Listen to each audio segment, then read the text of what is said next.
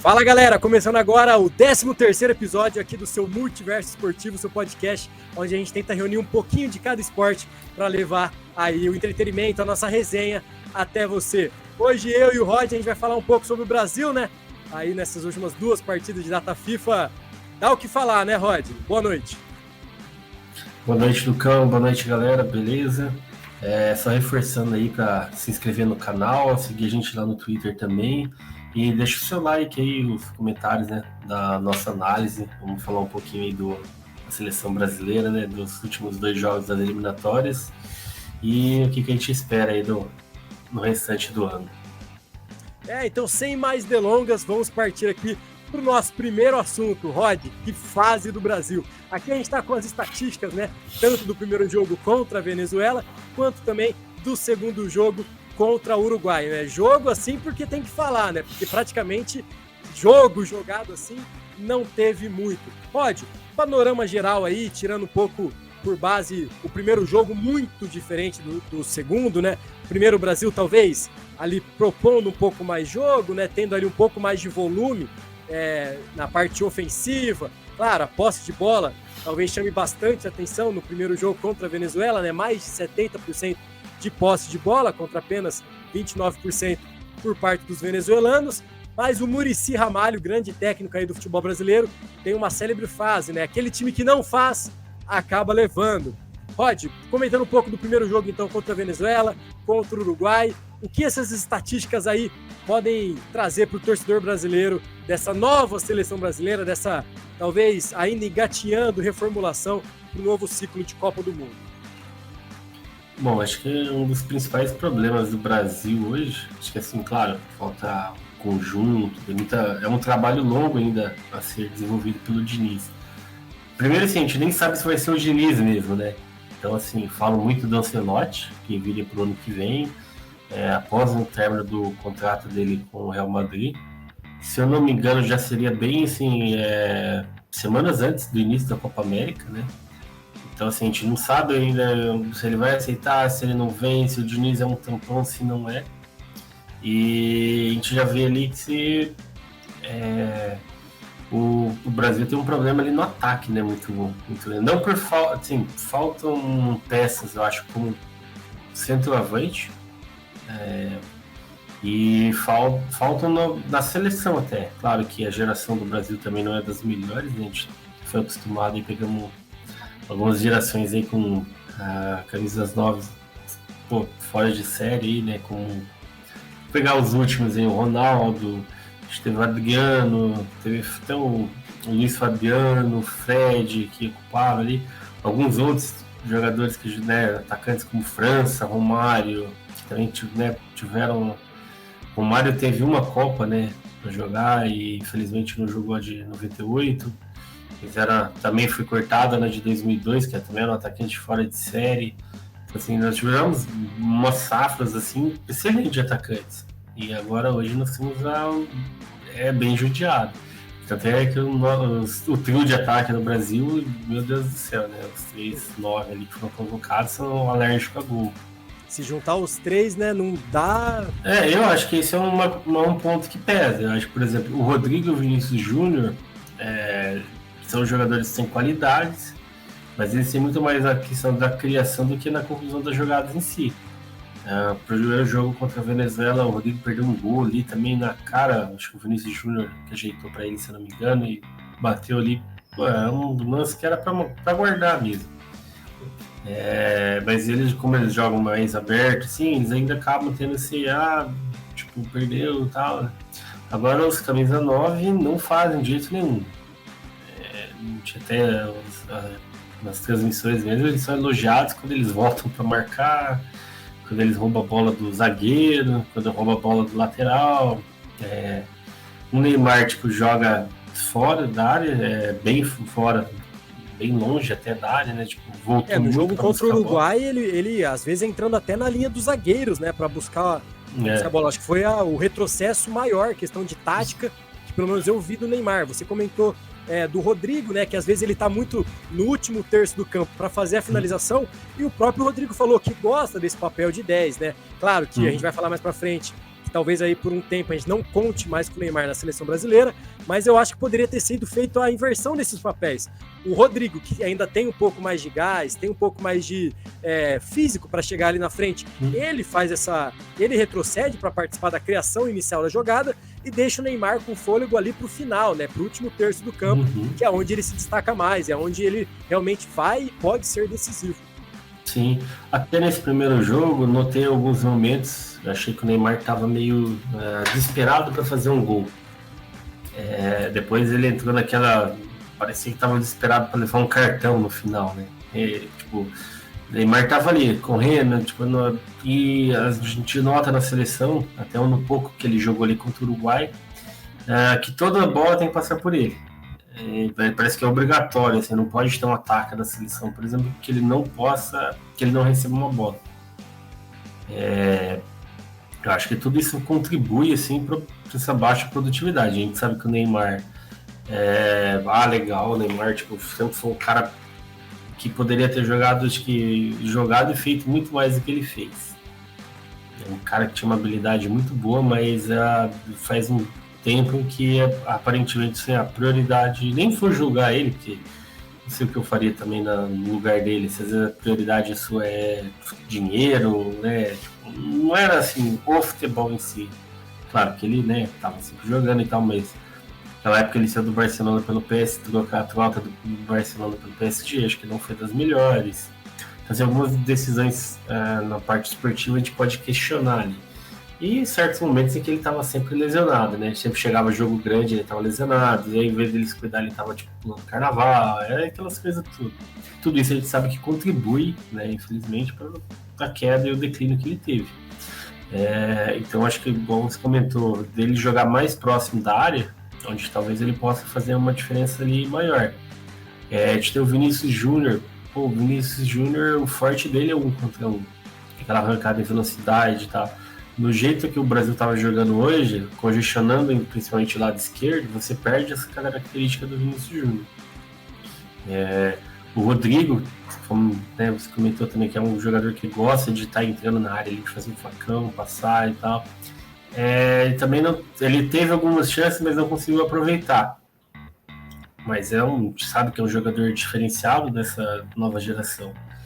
E o ataque, acho que tanto o Gabriel Jesus, como o Richarlison, como o Matheus Cunha não rende, cara. Não tem. Eu até achei assim, que no jogo contra o Uruguai mesmo, poderia ter entrado o Veiga no lugar do Neymar. Acho que você perdeu um jogador da característica do Neymar, que seria ali, teoricamente, para organizar o time, você tem o Veiga no banco. Você já levou o jogador, eu acho que eles seriam, né, mais apto a entrar do que o Richarlison. E naquela questão de o cara do Neymar ter que estar voltando e receber a bola para tentar fazer a saída. Um jogador que está devendo muito, que também não fez nada, tem até uns vídeos assim que você vê ele andando em campo ali, morrendo, é o Casemiro. Tá fora de forma. Então, eu acho que fora de foco também, né? Você vê o Casemiro sempre participativo, sempre buscando a jogada de aproximação, ainda mais ali naquele terço de meio de campo, onde é muito disputado a bola, você sempre vê ele proativo, né? Ele aparecendo, tocando, movimentando. Ele não tem aquela característica muito de volante igual o Busquets tinha, igual o Guardiola tinha, mas ele sempre se aproximou da jogada. E agora eu não sei se ele tá tentando passar mais o bastão pro Bruno Guimarães, que tem mais essa volúpia física, e tá deixando um pouco de lado, mas realmente ele é muito distante do foco da jogada, né? Nem se preocupando na recuperação da jogada e também nem na participação dela em dando opção de passe, né? E o Casemiro sempre foi, desde aí que ele assumiu essa volância da seleção brasileira, uma das pedras fundamentais desse elo de ligação, né? Da defesa para a parte construtiva do ataque. Sim, acho que aí faltou um pouco também da leitura de jogo do Diniz, né? E a gente não sabe até onde que o Diniz tem força para tirar esses jogadores, quando eles não estão rendendo. A gente lembra bem assim, na Copa de 2018, muita gente falava, né? Se fosse o Casemiro no lugar do Fernandinho, o Brasil não caia para a Bélgica. Quando ia na última Copa, agora o Casemiro não fez a falta também no Modric, né? A jogada seguiu, saiu, né, o gol de empate. E agora a gente vê o Casemiro ali sem essa combatividade ali no meio campo, né? Tranquilo ali, andando, faltando ali, igual você falou, aproximar, buscar a bola e tal. Talvez ele tá passando o bastão pro Bruno Guimarães. Beleza, mas eu acho que aí falta um jogador ali para fazer essa função. Então, por exemplo, faltou uma leitura do Diniz, falar, ó, não dá, vamos pegar outro jogador. Levou ali, tem o André, se eu não me engano, que é do Fluminense, tinha o... Eu acho que ali eu acho que para a primeira volância mesmo seria ou ele ou o André. Seria... Recua o Bruno, que eu acho que ele não renderia tanto. Eu acho que ele rende mais de segundo volante. Mas chamou o André moleque novo, pedindo passagem, clube da Europa de olho nele. O Diniz tem mais proximidade para trabalhar com o André, por trabalhar com ele no grupo também. Às vezes pode pedir alguma coisa específica para ele, que talvez não tenha ainda a liberdade para pedir para o Casemiro, mas tem muito essa, né? Às vezes o técnico, quando chega na seleção, ainda mais entregando a brasileira para o Casemiro, tá meio que pisando em ovos. Pelo menos, se a gente acredita que o Casemiro tá devendo na parte com a bola, pelo menos uma coisa para destacar boa do lado dele é que ele não tem fugido das entrevistas pós-jogo. Tem dado a cara, tem falado com os repórteres, tem assumido não a bronca para ele, mas para o grupo. Eu acho também, Rod, que o Brasil ele tem jogado muito naquela soberba disfarçada de estamos com um tabu contra o Uruguai. Saiu nas transmissões ontem, não perde para o Uruguai há 20 anos, não perde numa eliminatória não sei há quantos anos, fora de casa que não sei o quê, em média de gols que não sei o quê. Mas beleza, esse ciclo já passou. Quantos jogadores remanescentes... A gente vai falar no próximo tópico jogador por jogador, mas quantos jogadores jogaram as últimas Copas, quantos jogadores participaram de um ciclo de Copa do Mundo do zero, nas primeiras partidas da eliminatória. Então acho que o Brasil tem que cair na real. Claro, a camisa amarela, essa aqui ela pesa, você veste ela. Ontem, no jogo contra o Uruguai, a gente viu 2 jovens laterais que não tiveram ainda a oportunidade com a seleção brasileira, começando de titular, e eu, pelo menos, pouco vi deles, pouco propunham um ataque, porque eu acho que até falta um pouco assimilar o que o Diniz quer, mas também falta do Diniz passar, talvez, algumas orientações mais precisas para o seu time. Você falou do congestionamento do lado esquerdo. Quando a bola girava para o meio, não tinha inversão de jogada. No Fluminense, a gente vê muito isso, com o Keno de um lado, o Arias do outro, às vezes até o próprio Cano buscando mais esse jogo no meio para fazer a virada. E no Brasil, parece que falta esse engate. Parece que a gente viu, a gente tem um lado esquerdo aqui que talvez nenhum outro lado esquerdo aqui mundial, talvez só a França com o Theo e com o Mbappé tenha algo parecido, mas a gente não soube aproveitar esse lado forte. Pelo contrário, a gente se tornou uma seleção previsível. É igual aquele jogador no videogame, na época do Play 2 a gente fazia muito isso. Tinha um jogador bom no time, toda jogada, bola nesse jogador. Nesse jogador o outro time acaba ficando fácil para marcar. O último destaque aí das estatísticas, pelo menos da minha parte, fica para a quantidade de faltas, né? Principalmente no jogo contra o Uruguai. Eu acho que foi uma péssima arbitragem. O juiz não soube conduzir o jogo, não soube impor respeito dos atletas. Era qualquer lance, seja de falta ou de um empurrão mais severo, montava 3, 4 jogadores, muito mais também do Uruguai por conta da sua torcida, né? Por estar sendo empurrado pela sua torcida. E o juiz, que se não me engano era o quadro da arbitragem, era da Venezuela, se deixou levar, não conseguiu dominar muito bem as ações, jogo muito parado, muito picotado. E eu acho que faltou muito no Neymar nos 2 jogos, mas também do próprio meio de campo do Brasil como um todo, calmar o jogo. É uma das características do futebol de Diniz, tocar a bola, virar o jogo, eu digo que é gastar o tempo com inteligência para organizar o seu time no campo, para posicionar o seu time no campo. O Diniz, eu acho que ele é aquele misto, ele gosta de um time posicional, mas ele gosta de um time posicional de aproximação. E o time parecia que estava afobado. Você falou do Neymar, que toda a bola tinha que passar por ele, e parece que ele gasta energia buscando a bola, em vez de esperar ela chegar até ele. Vamos fazer um paralelo, claro, que são 2 jogadores completamente diferentes. Mas o Modric, o meio de campo do Real Madrid, da seleção croata, ele conhece os atalhos do campo, ele já é mais experiente, ele também tem outra questão física, né? Ele sabe correr, ele não corre à toa, ele sabe correr e faz a bola correr. O Neymar não, o Neymar parece que ele tá voltando, tá regredindo na maturidade, tudo que ele passou, tudo que ele já, por mais que alguns falem que ele perdeu o foco, que não tem mais competitividade, que agora ele só quer brincar de futebol, parece que ele esqueceu como que faz, né? Parece que ele esqueceu das aproximações, do 1-2 fácil, do toque e movimenta.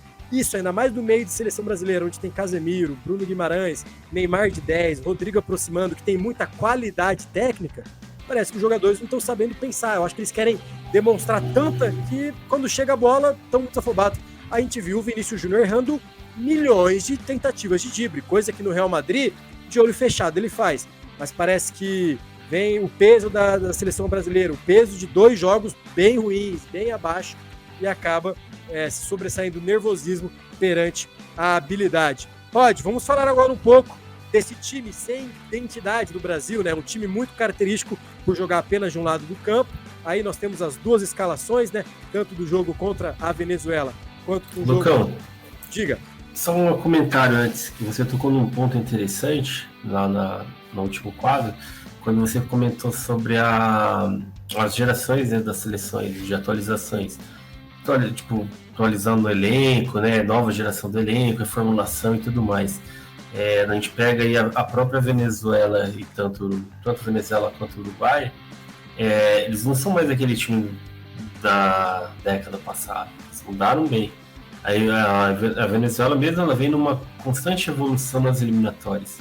E essa talvez seja a melhor geração deles. Eu acho que, assim, eles têm uma chance real de Copa, eles acreditam muito nisso. E o Uruguai, passando aí por uma reformulação, a gente vê que, por exemplo, cara, qualquer seleção que perde Cavani e Suárez, com sua dupla de ataque, se sente, né? A gente lembra aí que não muito tempo o Uruguai teve Álvaro Recomba, teve Forlán, teve Luco Abreu, Suárez e Cavani por anos e anos ali. O Arrascaeta, que não está na sua melhor fase, mas tipo, ele fez uma Copa muito boa, mas ele ainda tem lenha para queimar, tá voltando de lesão, tudo. A gente vê ali o Fred Valverde, vê o Belis, que são jogadores, né, que são bons, a geração que também está se renovando.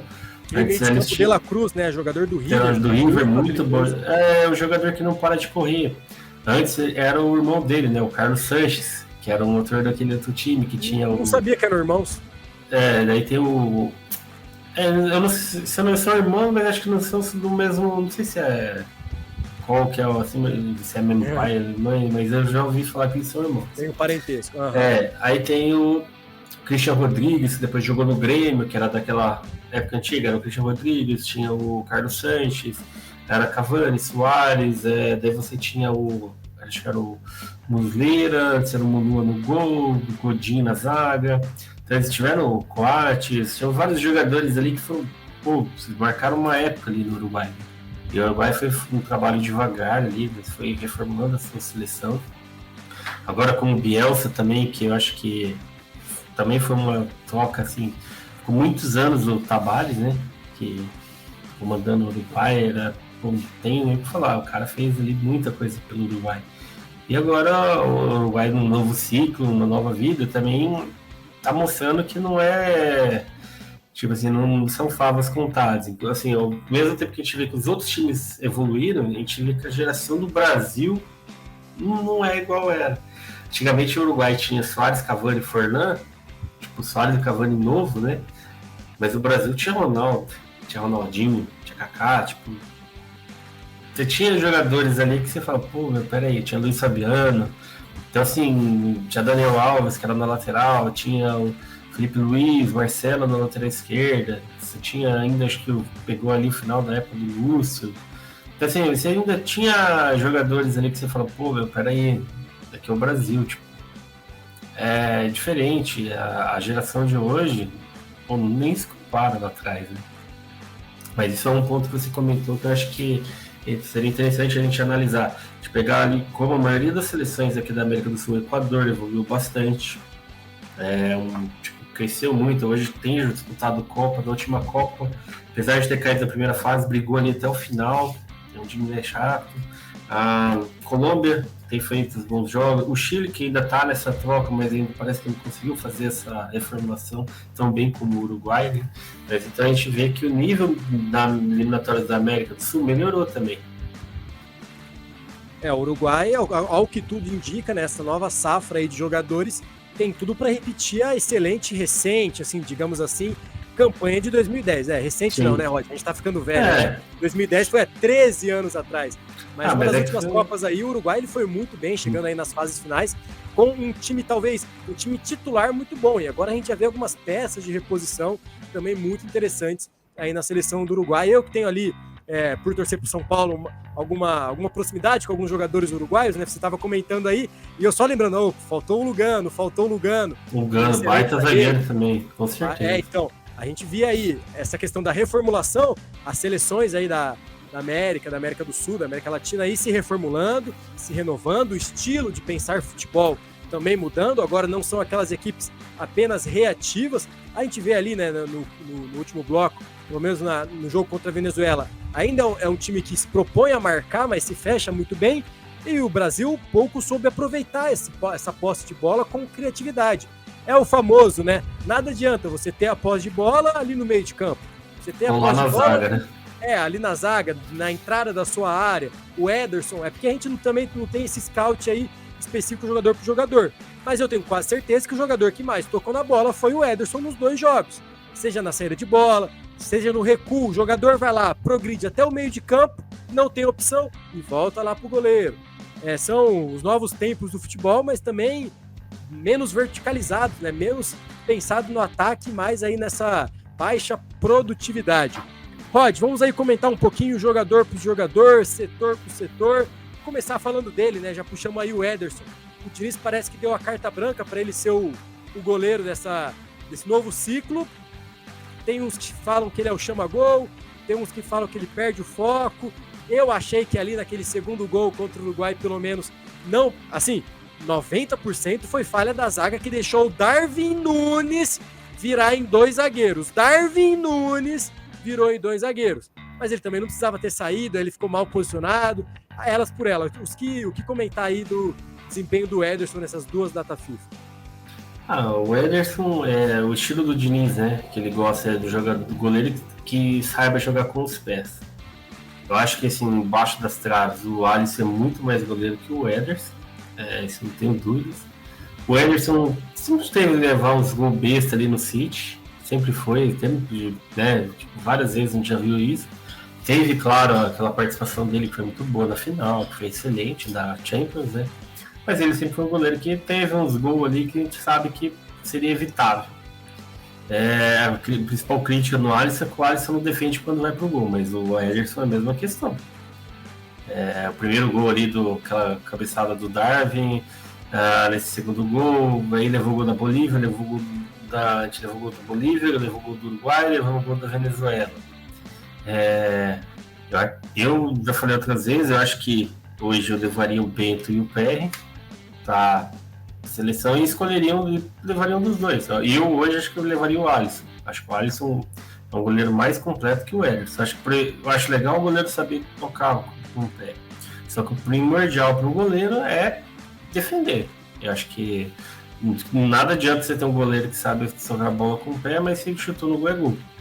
E a gente pega as temporadas do Alisson no Liverpool, desde que ele chegou, ele não fez uma temporada abaixo. Talvez o time como um todo mais discreto, mas ele, enquanto goleiro, pelo menos nunca fez uma temporada de altos e baixos. Ele sempre foi muito regular. Já o Ederson, como você muito bem comentou também, na temporada passada ele teve um final de temporada muito bom, né, por conta da reta final de Champions League, mas no começo da temporada, ali no pós-Copa também, capengou algumas vezes, né? Sim, por isso eu acho que seria ideal começar uma transição. Aí você vem falar, vamos levar os jogadores, mas por que você não faz um teste? O Lucas não poderia ter jogado? Acho que é hora de você colocar o jogador. E agora, nesses jogos eliminatórios, como a Venezuela? Vamos botar o Lucas Perry para jogar? Vamos botar o Bento para jogar? É melhor do que você chegar, por exemplo, colocar no Maracanã com o Brasil e Argentina. Que às vezes o jogador pode sentir, às vezes que é um clima diferente, né? A gente sabe. Ou vou colocar ele lá na altitude, lá para jogar lá contra o Equador, Bolívia, sei lá, que a gente sabe que o jogador sofre mais ali. Então acho que assim, tem jogos que você precisa começar. E o Brasil precisa começar a pensar nisso. Acho que o Bento e o Lucas Perry são 2 goleiros, assim, nossa, muito, muito bons, assim, com potencial para evoluir ainda mais. Eles parecem já estarem assim, completos, claro, vai ter um amadurecimento, sim, mas na questão dos fundamentos, parecem já completos e são novos, né? Tem menos de 23, sim, 24 anos. Então, eu acho que esse é um principal ponto, assim. A gente sabe que a maturidade do goleiro geralmente mais idade, que ele tem mais experiência. E eles já novos ali, se você já vê, por exemplo, o Bento mesmo em disputa por pênalti, ele já é um goleiro que põe respeito.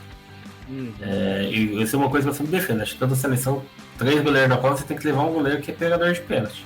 Você tem que ter ali. Vai ter um momento, igual o Ramiro na Argentina, tipo no Boca lá. Beleza, o Dibu Martínez faz isso na Argentina. E a Argentina tá tranquila. Já tem o seu goleiro titular, já é preparado para isso. Igual o Boca. O Boca tem um cara ali no gol que o time vai cobrar pênalti, tem medo de cobrar. Tipo, acho que pensando em Copa do Mundo, você tem que ter um terceiro goleiro que seja bom nisso. Aí você tem o Bento, que ele é tanto bom goleiro como pegador de pênalti. Você tem o Lucas Perry. Não sei como é que ele é em disputa de pênalti, mas eu falava, um goleiro grande, provavelmente tem um potencial aí para talvez até se aprimorar nessa questão. Mas são 2 goleiros que embaixo da trave resolvem. Então eu acho que eu levaria o Alisson pela questão de preferência em relação ao Ederson. Acho ele mais goleiro que o Ederson, mas já preparando uma passagem de bastão ali para um dos dois. Acho que e Rod, por falar de goleiro, né? Tanto eu quanto você, a gente conhece bem essa árdua posição aí no futebol. O goleiro também depende muito do seu sistema defensivo, né? Nada adianta ele fazer milagres lá atrás, sendo que toda hora também a bola chega. Vamos comentar então um pouco sobre as duplas de zaga, né? Que o Diniz acabou repetindo. O Marquinhos, talvez, na saída do Thiago Silva, ele foi uma das pedras fundamentais, né? Mas pelo menos muito mais no jogo contra o Uruguai. Ficou a desejar aí, umas 2 ou 3 entregadas ali atrás. Parece que falta ímpeto dele de chegar, aproximar, dar um empurrão, chegar mais firme, marcar a presença ali. Ele que talvez nunca foi um zagueiro muito físico, né? Sempre foi um zagueiro um pouco mais técnico, às vezes até jogando um pouco mais avançado, um pouco mais de volante, talvez faltando um pouco mais dessa imposição física. E do outro lado, né, jogando ali aberto pela esquerda, o Gabriel Magalhães, que você vai poder falar muito bem, né? Ali, jogador do Arsenal, tem uma boa série de bola, mas aí às vezes um pouco por conta da jovialidade, por conta, às vezes, de o Gabriel tem que compensar o Marquinhos tem que compensar o Gabriel, às vezes a zaga batendo cabeça. Para mim ficou um lance emblemático, a gente vai lembrar muito desse lance. O Darwin Núñez puxou os dois para palhaço, ele fez um drible ali na saída de campo, a bola tava 2 palmos pro tiro de meta, ele dá, sei lá, uma letra de drible da vaca, passa pelos dois, ainda acha o passe. E também, Rod, já puxar aí dos 2 laterais, né? O Diniz mudou os 2 laterais do jogo da Venezuela contra o Uruguai. No jogo contra a Venezuela, ele foi de Arana na esquerda, que desde a Copa era muito pedido, acabou sofrendo a lesão, uma lesão séria, né? Uma lesão chata da questão da recuperação, tem voltado a fazer bons jogos no Atlético agora, teve a sua chance, e também o Danilo, que acabou sofrendo aí a lesão e desfalcando o Brasil para o jogo contra o Uruguai. Já no jogo contra a Celeste, ele foi de Carlos Augusto. Rod, eu confesso que tinha poucas lembranças do Carlos Augusto jogando, achei ele ali um pouco mais tático do que ofensivo, apesar de o corredor da esquerda já estar bem congestionado, então acho que ele entendeu que por ali ele não precisava avançar muito. E o Ian Couto, que teve todo aquele bafafá contra a empresa, contra a imprensa, nem quero entrar muito nesse quesito, mas também eu acho que ele ainda não entendeu se ele é um ala que apoia, se ele é um lateral que defende, ficou ali meio perdido ali na confusão que foi a tática. Vou comentar aí desse sistema defensivo do Brasil no comando do Fernando Diniz. Bom, uma dupla de zaga que já sofreu gol contra a Bolívia, contra a Venezuela e contra o Uruguai, né? Então não tem nem muito o que falar dessa. A gente vê ontem no gol mesmo, o Marquinhos, o primeiro gol sai errado, o Gabriel Magalhães marcando com distanciamento social, deixou o Darwin Núñez. Cara, o Darwin parou, acompanhando a jogada, o Gabriel lá dentro da área totalmente perdido, o Darwin Núñez para. Ele teve que ajoelhar para cabecear, né? Cara, ele teve tempo de parar, baixar um pouquinho, olhar, cabecear, e o Gabriel parado assim, tipo, tentando marcar, mas, pô, velho, vai em cima do cara. Deixou todo o espaço para ele se preparar, o que ele ia fazer. Depois do segundo gol, o Darwin Núñez acabou com o Gabriel naquele gol ali. Claro que estavam os dois ali, principalmente o Gabriel Magalhães ali, foi bizarro no lance. Fez o gol contra a Venezuela, beleza, mas depois os caras ainda conseguiram deixar o jogador da Venezuela livre, que teve até a coragem ali de fazer um golaço, né? Claro que teve a felicidade e tudo mais, mas... No meio de 2 jogadores, deles de 1,97 m. Você deixa o cara... Então, você deixa o jogador. Tipo, acho que o Gabriel Magalhães, assim, no Arsenal mesmo, na época que ele ficou de fora da Copa, sei que muitos falaram lá da questão do caso do filho dele, quando ele nasceu, que ele pediu desconvocação de um jogo, né, de um amistoso, se eu não me engano.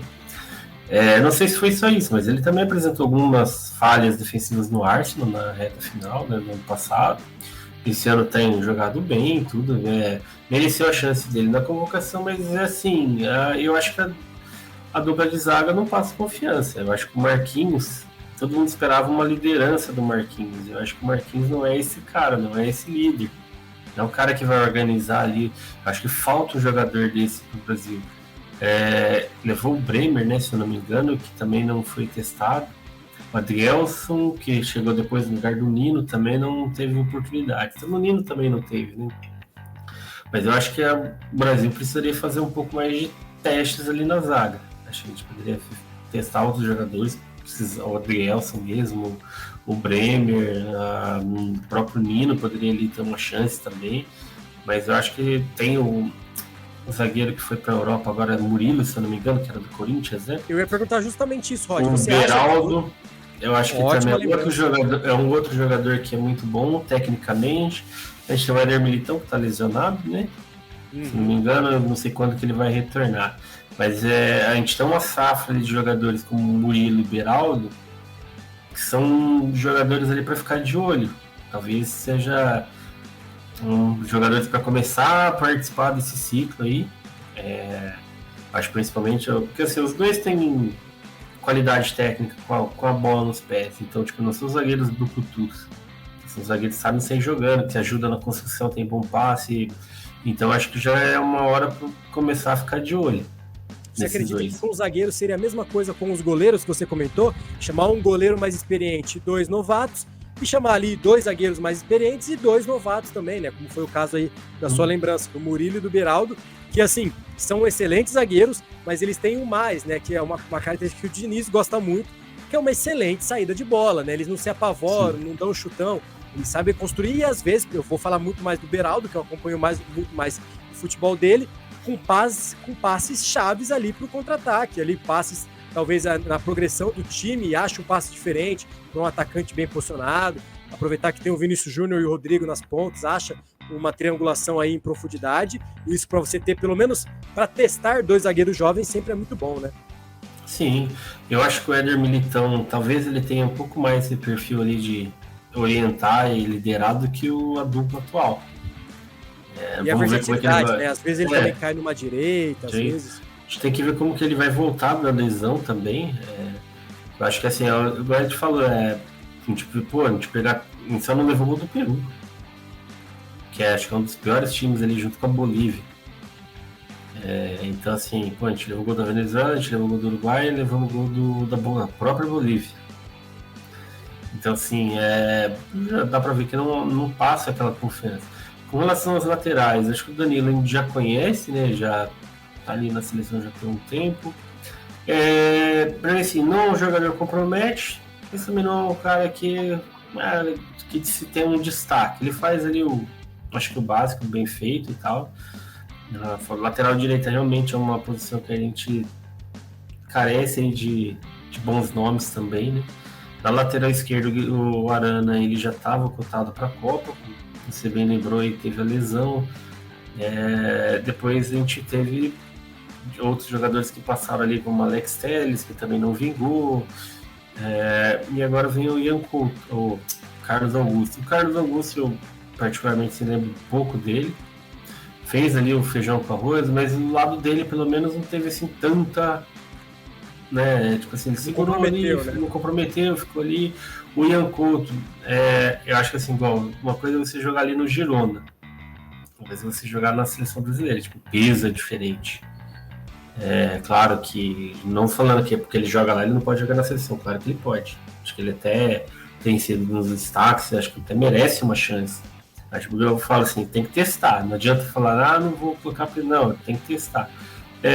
Eu acho que ainda falta se acertar um pouco, questão de posicionamento, é um jogador jovem. A gente fala assim, quantos jogadores ali no ataque dão inúmeras chances? Acho que é hora de você dar chance para ele também. Ruim ele não é. Porque já mostrou que tem técnica, já mostrou que tem uma certa habilidade. Eu acho que você precisa ir trabalhando o jogador. Como eu falo, eu acho que é bom você ter esses jogadores jovens para ir trabalhando, preparando para a próxima Copa já. Não assim falar, vou pensar em 2020, vou pensar em 2026, mas já conhecer os jogadores. Pô, tem 3 anos aí para eles, né, ir se ajeitando. Acho que o Brasil precisa começar a analisar esses jogadores. Claro que podem surgir outros laterais. Tem. Agora não esqueci o nome, que tá no Mônaco, se eu não me engano. Lateral direito também. Tinha um que era do Grêmio, que foi pra Europa, não me recordo o time agora. Que também é bom acho que é Wanderson, se eu não me engano. Que é bom lateral. Vou dar uma olhada aqui, mas é um lateral direito que era do Grêmio, se eu não me engano. A gente viu ontem, né, no final do jogo, tudo bem, o Diniz já estava partindo pro tudo ou nada, mas ele tira, se eu não me engano, o Ian Couto e coloca o David Neres. Tudo bem, a gente entende ali numa tática para fazer uma ala, mas o David Neres, ele não é um jogador com características de marcação, ele não vai fazer uma recomposição, ele pode voltar para marcar, mas a parte de marcação ele não tem essa especificidade. Eu sou suspeito para falar, eu, ainda mais no futebol atual, eu acredito muito mais numa linha de 3 defensores do que numa linha de 4 defensores. Eu acho que o Danilo vem jogando muito mais de zagueiro do que de lateral no seu clube, né, na Juventus. Então eu acho que ele poderia fazer muito bem esse zagueiro pela direita, que vai dar sustentação defensiva, mas também tem uma qualidade de um bom passe ali aberto. Os outros 2 zagueiros, a gente viu que os 2 atuais não passam confiança, então a gente teria que testar mais. E você pode aí abusar dos alas, né? Eu acho que é uma posição aí que confunde muito os jogadores, né? Eu sou lateral, eu sou ala, eu sou ponta, eu sou meio aberto. Claro que dependente da fase de construção da equipe, agora eu vou me achar o técnico, agora eu vou me achar o Guardiola, o Tele Santana. Dependendo da fase de construção do time, na defesa você é lateral, na construção você é um ala. Quando a bola está no último terço, você pode ser um ponto, você pode jogar bem espetado, bem agudo, fazendo aquele passe, né, passando em profundidade para realmente puxar a marcação adversária. Mas parece que o Brasil não tem mais laterais com essa característica. A gente ficou muito mal acostumado, porque a gente teve, ao mesmo tempo, jogando tanto na direita quanto na esquerda, talvez os 2 melhores laterais de todos os tempos, foi o Cafu e o Roberto Carlos. Não foram quem revolucionou a posição, mas eles jogaram um sarrafo para cima, porque eles marcavam muito bem, construíam muito bem e chegavam à frente muito bem. O pessoal, talvez mais novo, se esquece, mas o Cafu tinha um passe primordial, um cruzamento muito, muito preciso, e o Roberto Carlos nem se fala. Chegava ali no ataque, quem não colocou o Roberto Carlos de atacante no videogame? Ele tinha um poder ofensivo muito forte, seja no chute cruzado, seja no próprio cruzamento também. Foi um dos líderes de assistências por muito tempo aí na seleção brasileira, inclusive aí rodou as redes sociais. O último gol de cobrança de falta numa eliminatórias foi do Roberto Carlos. E ele não joga aí desde, acho que 2008, 2005 o gol, né? E ele não é convocado já faz aí mais de uma década. Então, algo a ser feito nas laterais como um todo. Eu acho que é uma tendência do futebol mundial você deixar de produzir laterais e produzir alas. A gente pega aí os, talvez, top 3 laterais do futebol hoje são velocistas, né? Eles não são exímios marcadores, eles são mais velocistas. Então talvez aí até pensar numa reestruturação de formação como um todo para a seleção brasileira. Rod, passando aí do sistema defensivo agora para o meio de campo, que talvez seja aí um dos passos mais cruciais da seleção brasileira, né? A gente não consegue elencar 5 meio de campos hoje, que são unanimidades em qualquer convocação. O Diniz parece que gostou muito do Bruno Guimarães, acabou dando o voto de confiança nele. O Casemiro, como a gente já comentou no primeiro bloco, é essa pedra fundamental de confiança, mas talvez ali falte um pouco de foco, falte engrenar na temporada que já começou, tanto no Manchester como na seleção brasileira, já devia estar um pouco mais esperto. O que comentar dessa falta de opção, ou às vezes até de bastante opção, mas de pouca rodagem, de pouco teste, mais do mesmo, mais daquele primeiro volante, daquele segundo volante. O que comentar aí desse meio de campo da seleção brasileira? Bom, eu acho que o Brasil tem, a gente até pouco tempo atrás a gente falava, né? O Brasil tinha como volante Danilo, Palmeiras, o João Gomes do Flamengo, o André do Fluminense e o Andrei do Vasco. 4 jovens potenciais. O João Gomes foi para a Premier League, o Danilo foi para a Premier League, o André provavelmente deve ir para lá. O Andrei que já tá lá, foi para lá também. Então, assim,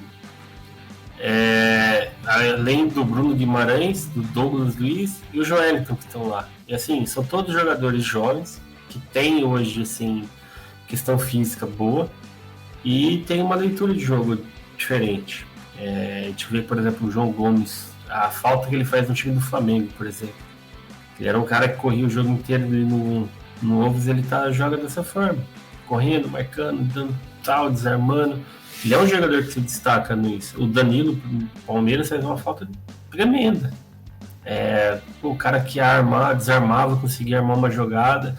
Lá no Nottingham Forest chegou até mesmo a aparecer já lá no gol, mas tipo, pressionando, chutando pro gol.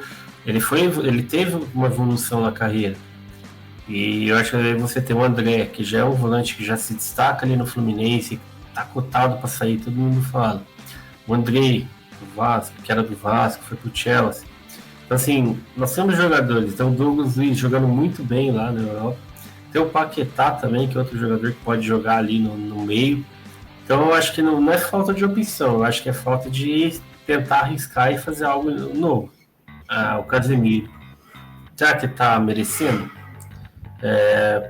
A gente sabe que ele foi ali por um jogador importante, não tem nada vai apagar a história dele, o que ele já fez, já conquistou. Mas para esses 2 últimos jogos, cara, tá andando em campo. Pro jogo passado mesmo, tipo, contra o Uruguai, passou andando em campo. O Bruno Guimarães saiu, talvez o Casemiro deveria ter saído. O Gerson, eu acho que não justificou nem essa última convocação. O Gerson, por exemplo, de 2019, até uma primeira, um pouco ali da passagem dele pelo Olympique de Marseille, dava para entender. O Gerson hoje não. Talvez se ele tivesse daquele mesmo nível, eu concordava com ele. Então hoje eu acho que tem jogadores mais preparados para a convocação. Tem uma safra muito boa de volante e meia. Acho que é aí onde o Brasil precisa enxergar. Eu acho que o Rafael Veiga, defendi a entrada dele no último jogo, por ele ser um meia, e você precisar tirar o seu meia armador, não, no caso, o Neymar. Eu acho que eu deveria ter colocado o Rafael Veiga naquele momento, até porque o Richarlison mais atrapalha do que ajuda. Então, mas naquele jogo específico, já que ele estava lá, deveria ter testado ele, não colocar no finalzinho do jogo. Por isso que eu falo assim, o Brasil não faz testes, parece que é aquela convocaçãozinha padrão, você não pode mexer na turminha que tá ali e você vai seguindo sempre com os mesmos. Acho que esse é um dos erros do Diniz. De criticava o Tite, por isso agora eu faço a mesma crítica ao Diniz, porque ele continua insistindo nos mesmos jogadores. E a gente tem uma safra de volantes ali que, para testar ali vários. Você chama o Danilo, chama o João Gomes, bota sangue novo, coloca, vê como é que eles vão jogar. Às vezes, cara, nem o Bruno Guimarães seria, no meu ver, titular absoluto que tem nesses jogadores. Eu acho que ele iria brigar por posição com os jogadores. O Casemiro hoje da mesma forma. A gente não tá falando do Casemiro de 5 anos atrás, é o Casemiro de agora. Hoje acho que eu brigaria a posição com esses jogadores. Ele poderia ter vaga cativa. Mas ele é influente, ele é tipo. Não, tudo bem, mas acho que foi pensando em momento atual, não poderia ter vaga cativa. A gente não pode. Essa fala é muito importante, né? Respeitar o que o Casemiro foi, entender o que ele está sendo e projetar o que ele vai ser daqui 3 anos, né? Porque, exatamente. Claro, a eliminatória é importante, Copa América tá aí, é muito importante, mas o foco total é sempre a Copa do Mundo. E, Rod, antes da gente passar pro ataque, eu acho que eu matei aqui a charada, eu já vou dar a solução aí pra CBF. CBF, pode anotar aí. Tanto no gol, falamos de 2, mas tem muitos mais jovens goleiros promissores.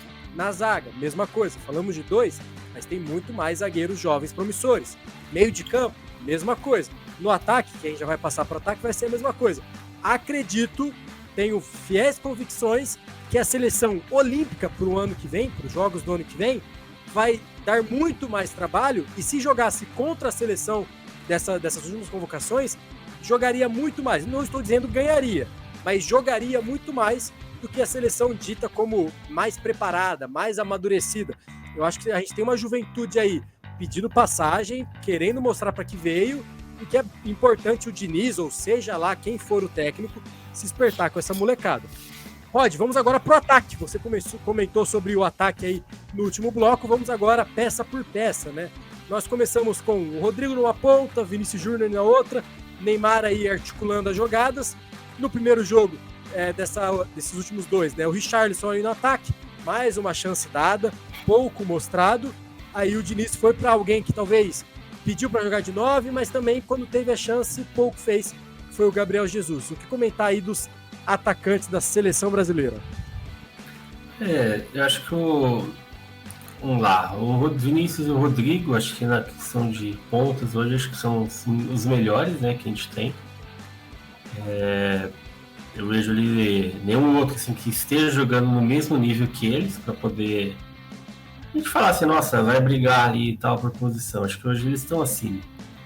Agora, o Neymar, a gente tá ali de 10, mas igual a gente comentou ali, parece que falta um pouco do físico ali também.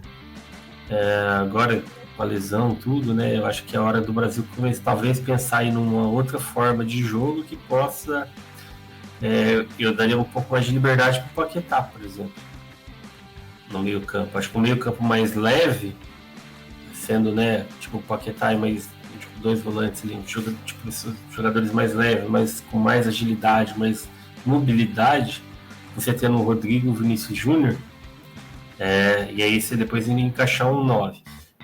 Como você bem falou, Gabriel Jesus, Richarlison, Matheus Cunha já tiveram muitas chances.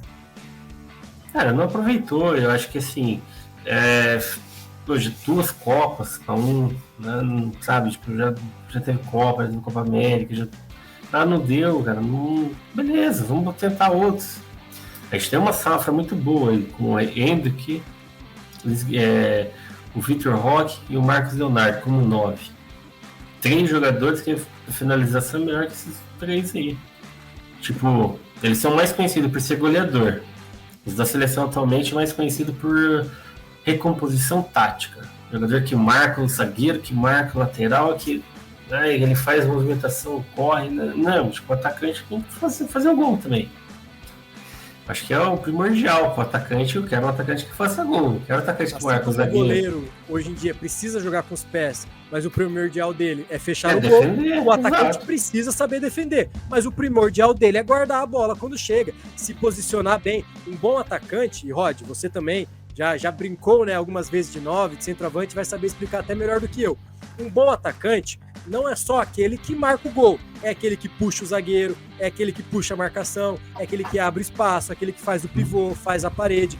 Ser atacante é muito além do que recompor a marcação, pressionar os zagueiros, voltar para marcar. Claro, hoje em dia o futebol pede e obriga os jogadores a fazerem isso, mas não exclui o lado ofensivo, o lado atacante que eles têm que ter também, né? Tanto é que eu falei assim, que a gente pensa no principal no atacante, é o cara fazer o gol. O Darwin Nunes, muita gente questiona ele, critica, ele perde muito gol, beleza, mas o que ele fez no jogo do Brasil e Uruguai? Guardou um gol, o outro ele fez a jogada, deixou o cara da cara do gol e fez a gol. O De La Cruz, né, pra só empurrar pro gol. Eu acho que falta isso. O Darwin Nunes seria titular com o pé nas costas aqui no Brasil. Perde muito gol, beleza, mas é melhor qualquer um que tá ali. No quesito finalização. Eu acho que na ponta esquerda, por exemplo, a gente ainda tem o Gabriel Martinelli, que é um jogador bom, que é do Arsenal. Claro que o Vinícius Júnior hoje estaria à frente dele, mas é um jogador que pode compor ali.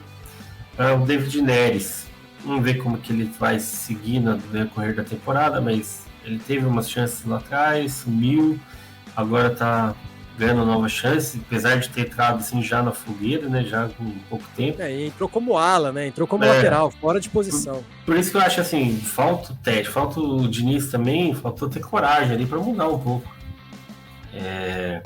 Acho que eu questiono muito o Diniz, acho que tem que chegar pro Diniz e falar, Diniz, cadê o Marcos Leonardo? Cadê o Endrick? Cadê o Vitor Roque? E detalhe, o Endrick também pode jogar aberto ali pela direita. Você pode colocar o Rodrigo como meia, camisa 10, pode pôr o Endrick ali na direita, o Vitor Roque pode jogar no jogo contra o Santos, né, que o Endrick jogou aberto pela direita, né? Que jogou contra o Boca, ele entrou um pouco mais aberto também. Aí eu ainda vejo no Palmeiras 2 jogadores que eu acredito que vai para a Europa logo também, que é o Kevin e o Luiz Guilherme. São novos, mas pensando na seleção olímpica, eu acho que eles provavelmente vão receber alguma oportunidade, mas digamos que acabem sendo contratados ali, como eles tinham proposta para Bayern, para Chelsea. Cara, se chegar lá e jogar e conseguir jogar logo de cara, são 2 nomes aí que a gente pode, quem sabe, seja na reta final do ciclo. Mas são jogadores talentosos. É igual a gente fala, o Vinícius Júnior é um cara ruimzinho, marcador? Não, o principal ponto dele no Real Madrid é a parte ofensiva. Eu acho que o 9 tem que ser isso. O Richarlison e o Gabriel Jesus é bom para marcar pro Neymar. Não. Então bota o Neymar lá no ataque. E bota outro cara que saiba fazer melhor a construção de jogo. Aí eu acho que faz mais sentido. Agora, como 9, eu acho que o Brasil tem ali 3 caras que vão evoluir muito ainda, principalmente quando eles jogarem fora para a Europa. Eu falo assim, de ir para a Europa pelo fato de ter, sabe, que acaba evoluindo, vai jogar em um nível maior, né? A gente tem também o João Pedro, que também é outro jogador muito bom, é outro jogador muito bom, que eu acho que também pode receber uma chance ali como 9. Então talvez até antes do Endrick, eu acho que o Endrick ainda tem muito a amadurecer, mas eu falo assim, pensando para 2026, eu acho que não dá para descartar ele. Eu acho que o João Pedro, por exemplo, poderia receber uma chance até antes. Né? O Marcos Leonardo, eu acho que já merece, eu acho que o Vitor Roque merece, infelizmente está lesionado, né? Então, assim, o João Pedro é um nome que para ser lembrado aí. A gente olhar e falar, opa, peraí, vamos levar esse cara aqui, vamos testar. Só que, assim, esses moleques eu acho que tem que jogar e tem que ter a mesma chance que o Gabriel Jesus tem o mesmo tanto de chance que o Richarlison tem, com o Matheus Cunha tem, que são jogadores que estão indo ali, que quantos anos esse cara não faz gol pela seleção? Tirando amistoso. O Matheus Cunha, eu acho que até em clubes, eu tava vendo a estatística, eu não vou falar aqui preciso, porque eu não vou lembrar dos dados, mas eu acho que nas últimas 4 temporadas ele não fez 10 gols. Nas últimas 4 temporadas. Um atacante que eu acho que até ele não entende se ele é centroavante, a posição que ele joga, e não é uma crítica ao jogador, é uma crítica a quem convoca e quem coloca ele para jogar. Então também eu acho que você foi muito, muito pontual nisso. Não adianta, beleza, vou dar uma chance aqui pro Endrick, vou convocar o Endrick, vou deixar ele no banco, vou colocar ele faltando 3 minutos para acabar o jogo. Não adianta, ninguém vai mostrar para que veio em 3 minutos. Apesar de a molecada ela tem esse ímpeto de querer mostrar resultado, seja faltando 1, 2 ou o jogo inteiro. Mas o Richarlison, no futebol que vem mostrado, teve os 2 primeiros jogos com o Diniz, teve o primeiro jogo contra a Venezuela, se eu não me engano ele saiu lá para a metade do segundo tempo apenas, e entrou quase que teve um tempo e meio contra o Uruguai.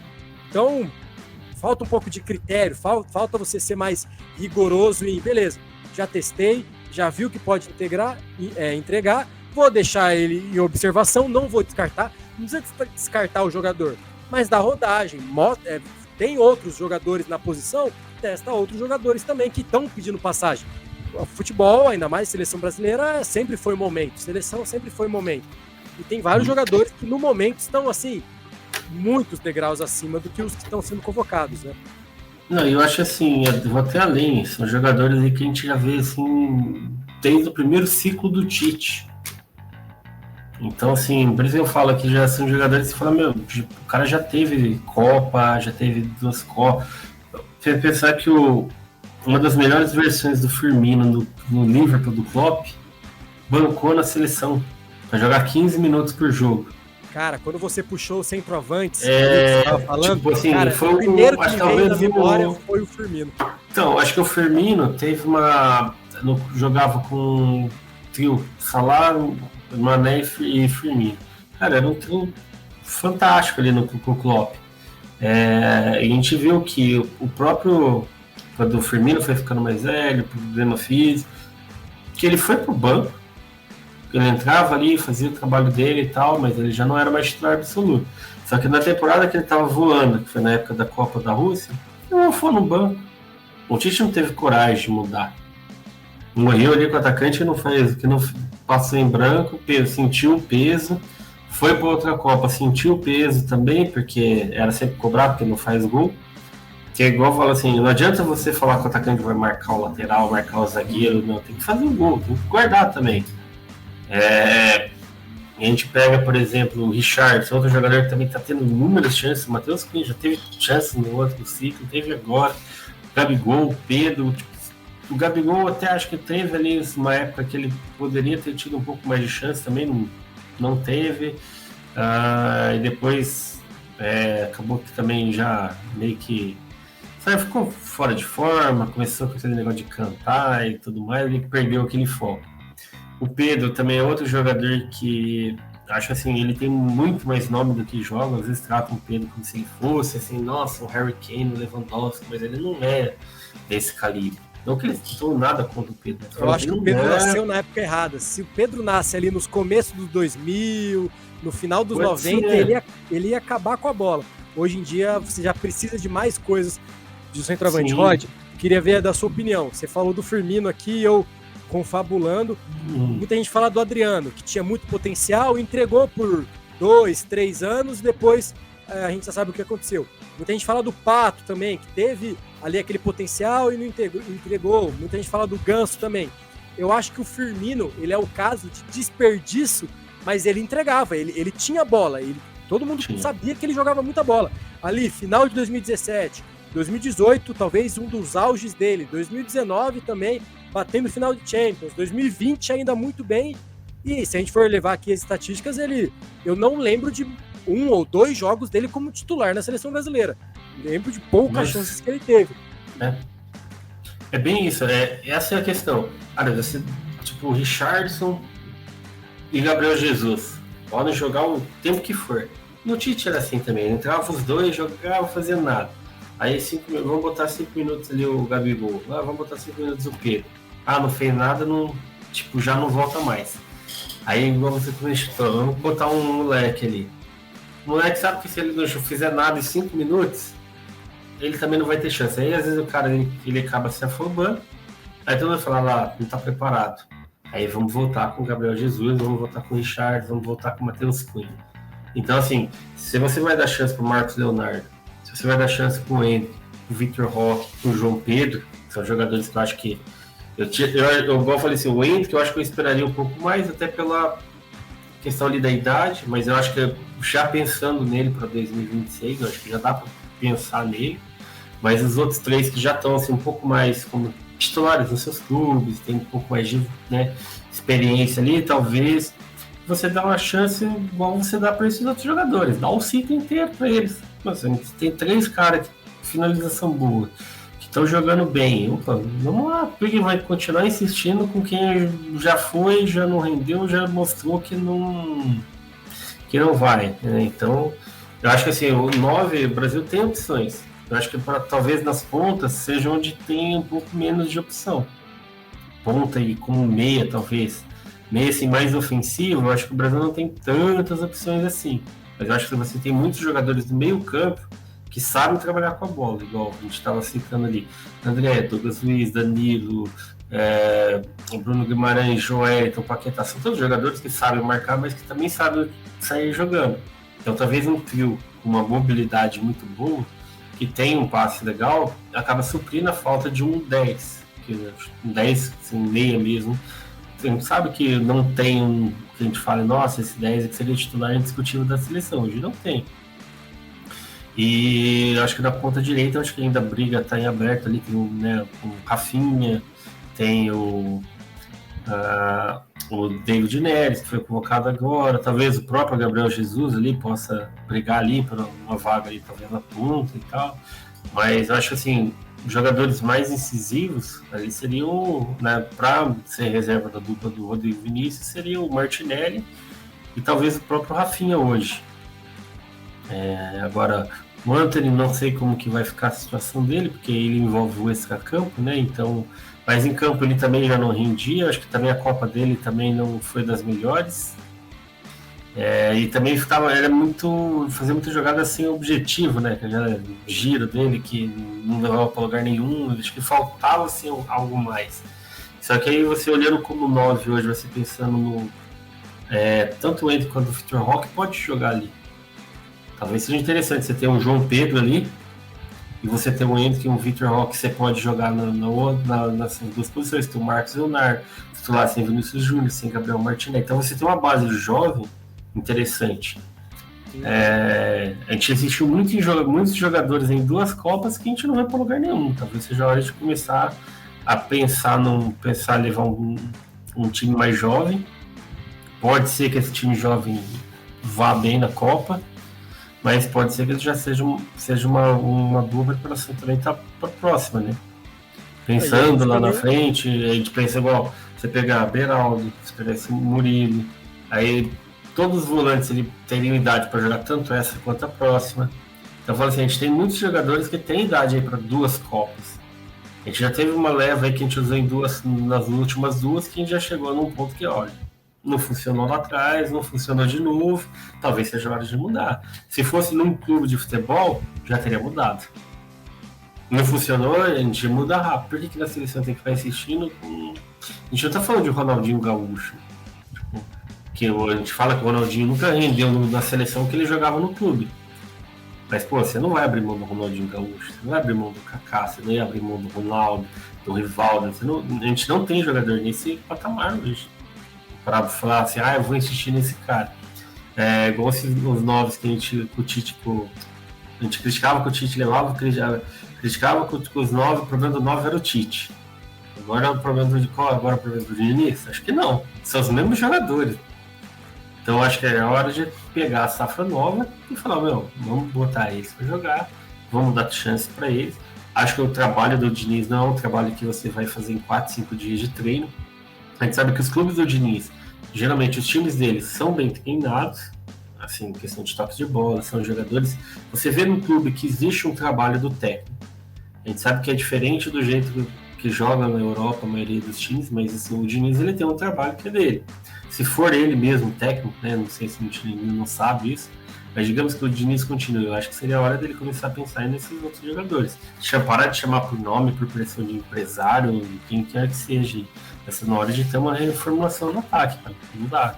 Mais uma Copa com esses jogadores, eu acho que o Brasil não vai para frente, não. Então aí fica o nosso sinal de alerta e preocupação. Só para finalizar, passar aí para o último bloco da nossa resenha sobre a seleção brasileira, também sair do modelo de 3 atacantes, 2 pontas e um centralizado, né? Existem diversas outras táticas aí no futebol mundial que se provam ser tão eficazes quanto. Você pode ter uma dupla de atacantes centralizados e ainda ter 2 pontas, né? Você pode jogar ali numa 4-4-2, com os 2 pontas ficando ali num terço mais central do campo, podendo avançar também. Com a bola você faz um 4-2-4.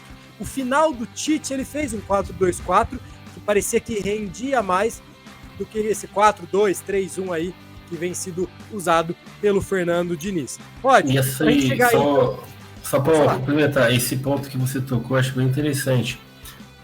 Dentre alguns jogadores que têm as características para poder fazer essa alteração sem você substituir. Por exemplo, o próprio Rodrigo, ele pode jogar aberto, pode fazer um segundo atacante, pode fazer um meia. Então, assim, nós temos jogadores que o Hendrick pode jogar um pouco mais aberto, pode fazer um segundo atacante, pode ser um 9. Vitor Roque, mesma coisa. Então, eu falo, o João Pedro também é um jogador que consegue fazer um segundo atacante, pode jogar consegue ali jogar um pouco mais aberto. Então, eu falo assim, nós temos jogadores que têm características, talvez você não precise, igual você falou, dentro do próprio jogo, você variar o esquema tático, sem manter aquele mesmo... Né, você pode mudar só o posicionamento dos jogadores. São jogadores que têm essa qualidade técnica. Aí falta a visão do técnico.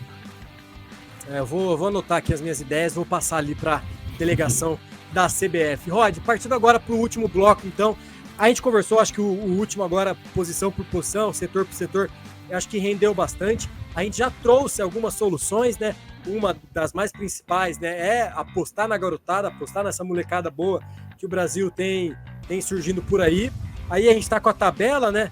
A classificação aí das eliminatórias, a Argentina líder invicta, o Uruguai também fazendo aí as primeiras partidas muito bem executadas, o Brasil ali dividindo uma amarga terceira colocação contra a Venezuela.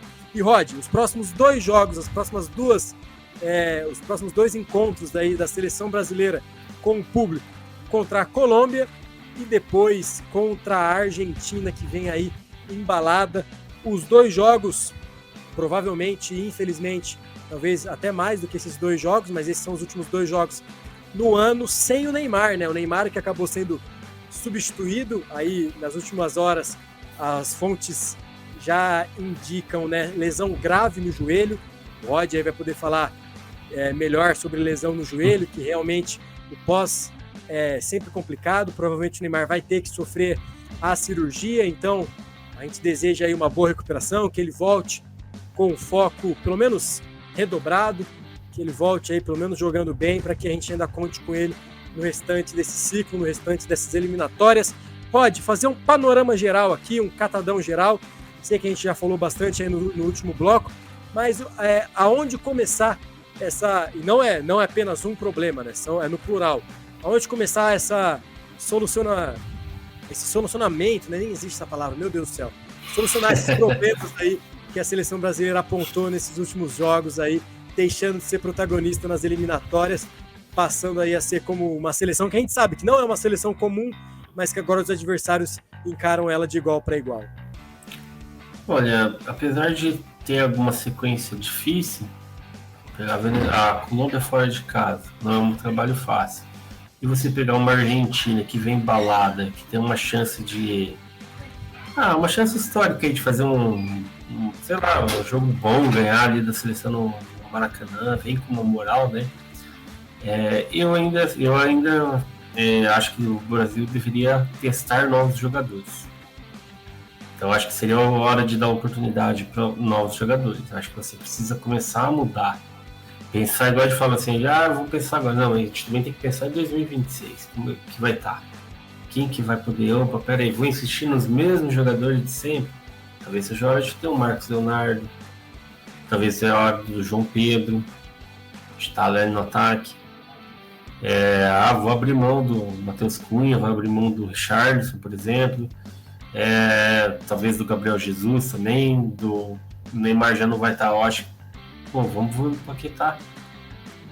O Paquetá tá jogando muita bola. O Douglas Luiz lá também tá jogando muita bola.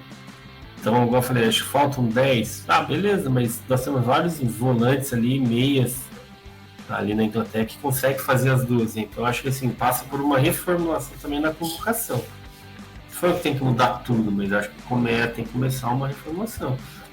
A dupla de zaga. Se a gente pensar que a nossa zaga não segurou o ataque da Venezuela, não segurou o ataque da Bolívia e Darwin Nunes deu uma deitada neles, né? Eu falo assim, como é que vai ser contra a Colômbia e contra a Argentina? A Argentina com Julián Álvares, com Messi. Um tal de Messi ali vai fazer então exatamente. Então a gente fica pensando assim, como que vai ser? Por exemplo, o Casemiro, do jeito que ele tá, será que ele vai estar em forma, vai estar fora de forma? Igual, o Casemiro ainda, ele tem uma posição de liderança dentro do elenco. Mas eu acho que mesmo assim, ele tendo essa posição, talvez seja a hora de começar a pensar numa transição, sabe? Nenhum jogador é eterno. Todos vão sendo, uma hora ou outra, vão precisar passar o ciclo, vão precisar trocar. Então é hora de começar a pensar nisso. A gente já elencou aqui inúmeros jovens, a gente falou, né, por posições, por goleiro, de zagueiros, as laterais até foi bacana, né, as experiências agora, tipo, de jogadores novos. A gente tem volantes e meios que podem estar atuando, a gente tem 9 jogadores ali, atacantes bons que podem estar atuando, pontas, né? Então acho que é hora de começar a fazer essas mudanças. Acho que tem que começar agora, não fazer na hora, em cima da hora da Copa. Não deu certo, vamos mudar tudo chegando na Copa. Não, tem que começar agora. Dar chance para eles, dar um voto. Porque a gente sabe que vão ser 2 partidas difíceis. Então você tem que dar uma oportunidade para eles. Fala, não, vai lá, joga, faz, né? Porque às vezes a sequência agora, a gente pegar ali Colômbia e Argentina, Colômbia fora de casa. Digamos que o Brasil perca as duas. Todo mundo vai falar, porque o Brasil provavelmente vai perder algumas posições ali na tabela. Na própria Colômbia já ultrapassaria o Brasil. Mas acho que nem seja igual a gente fala, o foco é a Copa do Mundo. Não adianta nada o Brasil deitar nas eliminatórias, igual fez nas últimas, chegar na Copa do Mundo e não fazer nada. E o Brasil nas últimas 2 vezes, se eu não me engano, das últimas 2 Copas, o Brasil foi mal nas eliminatórias, depois foi campeão da Copa. Mas você tem um trajeto para fazer, mas não é só ir, vai mal, então vai ser campeão. Não, mas você tem que preparar esse time. Então eu acho que seria a hora de começar uma reformulação na seleção, visando a próxima Copa já. E, são jogadores que a gente sabe que pode jogar tanto essa quanto a próxima, né? A outra ainda, 2030. Então, eu acho que já tem que começar nessa próxima convocação, já começar uma reformulação. Não falo que total, mas uma boa parte, pelo menos, já poderia começar nessa próxima convocação. Uma curiosidade aqui também, né, Rod? De todos os meio-campistas que nós citamos, eles têm mais, mas pelo menos 2 características parecidas. São jovens e jogam aí na liga que por muitos, se não por todos, é a mais disputada do mundo. Sim. Uma liga muito física, uma liga onde não tem bola perdida, onde a todo momento você pode pegar um jogo do Big Six ali, dos 6 primeiros colocados, ou um jogo de quem está brigando para ser rebaixado. A precisão isso, perfeito. A intensidade no meio de campo é altíssima e você elencou aí 5, 6 nomes de jovens jogadores que já estão com o seu espaço consolidado nessa liga e que talvez aí precisem realmente aparecer mais, não apenas nas convocações, mas também jogando. Você comentou aí de um cenário, jogamos contra a Colômbia fora de casa, perdemos. Vamos aí enfrentar a Argentina, perdemos também. A gente vai ter uma Argentina que vai despontar como líder. Já vai ser difícil chegar nela. E a gente lembra que, por mais que, beleza, classificamos para a Copa, a gente já não vai ser cabeça de chave. A gente vai poder cair de chave pegando talvez um grupo mais difícil. A próxima Copa aí vai ter mais equipes, então vai ser mais difícil ainda. Mais jogos aí pela frente. Rod, conversamos bastante, resenhamos muita coisa aí, mais problemas, né? Infelizmente, do que a gente esperava. A gente falou, não, agora com o Diniz a renovação vem. E a gente parece que ainda está engateando nessa reformulação aí tão esperada. Rod, mais algum comentário sobre essa crise momentânea na seleção brasileira para os próximos jogos, para esse ciclo de Copa do Mundo? Ou acha que a gente já debateu sobre tudo, já conversamos bastante aí sobre todos os principais pontos que precisam ser mudados até para ontem aí na seleção brasileira? Eu acho que a gente já debateu os principais, né? Já citamos inúmeros nomes aí, acho que só o Diniz aí dá uma olhada aí. Vou mandar o link para ele, pode ficar tranquilo, vou mandar o link. É só ele prestar atenção aí que tem bastante informação útil aí para ele. Tem muitos jogadores aí para ele ficar de olho, principalmente ele que está como técnico aqui no Brasil, né? A gente citou aí vários jogadores aqui que estavam aqui ou que saíram recentemente ou que ainda estão aqui, teriam plenas condições de estar atuando na seleção.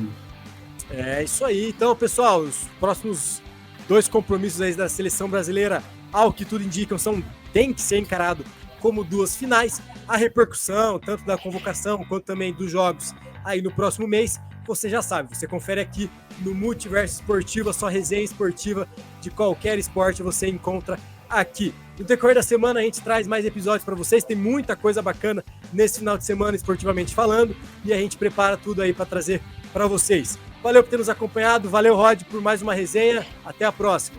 Valeu Lucão, valeu galera, e aproveitando, segue lá a gente no canal, se inscreve, ativa as notificações, dá um like e segue a gente lá no Twitter também. A gente tem postado algumas informações, às vezes algumas resenhas em jogos, não só de futebol, como de NFL. Em breve também vai ter NBA que tá para começar. Tá voltando. Então, assim, segue lá que a gente tá sempre postando as informações. E comenta também, fala aí se você curtiu, se tem alguma sugestão de algum tema que a gente tá debatendo também. Sugestões são sempre bem-vindas. Isso aí, galera. Valeu. Valeu, um abraço. Até a próxima.